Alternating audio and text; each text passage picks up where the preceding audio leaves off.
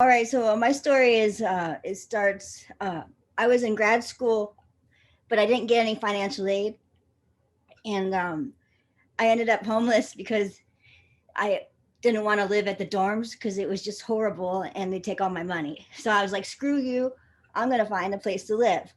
But then I found out Arcata doesn't, the California doesn't rent to students, so I was sleeping in the bushes going to grad school for like 2 weeks, and it was really challenging.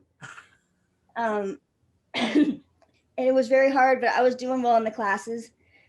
And then I finally got a place, but the old roommate came in and stole all my money, all my change, and my guitar. And so I was really bummed. Lots of rain and puddles. I was dating a homeless man, which was like costing me a lot of money, and I was really screwed over. So my dad called. He's like, "Corky, like, how are you doing?" And I said, I'm kind of thinking about killing myself. And he's like, don't do that. He's like, before you do that, he's like, that makes a lot of sense. He's like, but before you do that, let me send you a ticket home. And I was like, oh, okay, I'll try that. So he sent me a standby ticket for airtech.com. And I went to San Francisco. When I got there, I found out that you can't fly during Christmas time with a standby ticket. So I only had 20 bucks in my pocket. And I was like, okay, that's okay. I have a relative, I have an aunt that lives in San Francisco. But I called her and she's like, just drink from the drinking fountains and get yourself a loaf of crusty bread. And that's all she would do for me. So I was like at the payphone crying and there's people in line. So I was like, oh, don't panic. But I ended up spending 6 days in this airport, 6 days in the airport. So day two, a friend came from California, and I told him about this really great ticket I can get from AirTech. He bought one, and I was like, "Oh no!"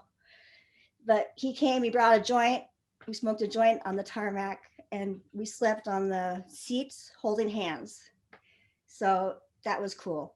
On day three, he figured out he wanted to fly out, and he didn't have time for this bullshit. So he bought a real ticket.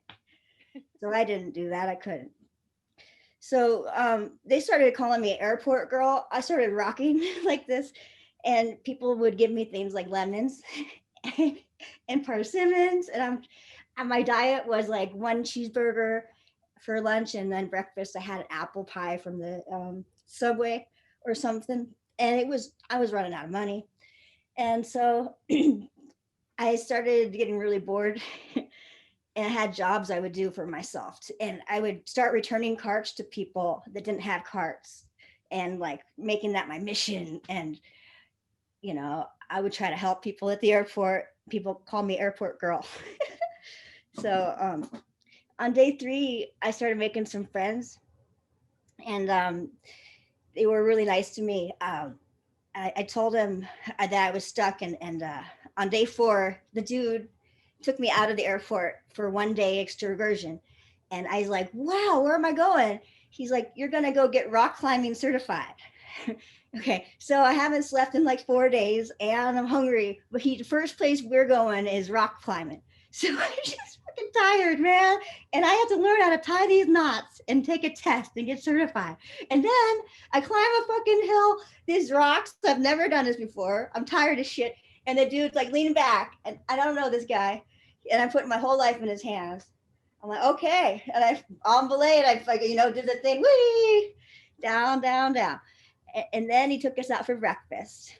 We got smoked out. He gave me lots of weed, gave me a shower.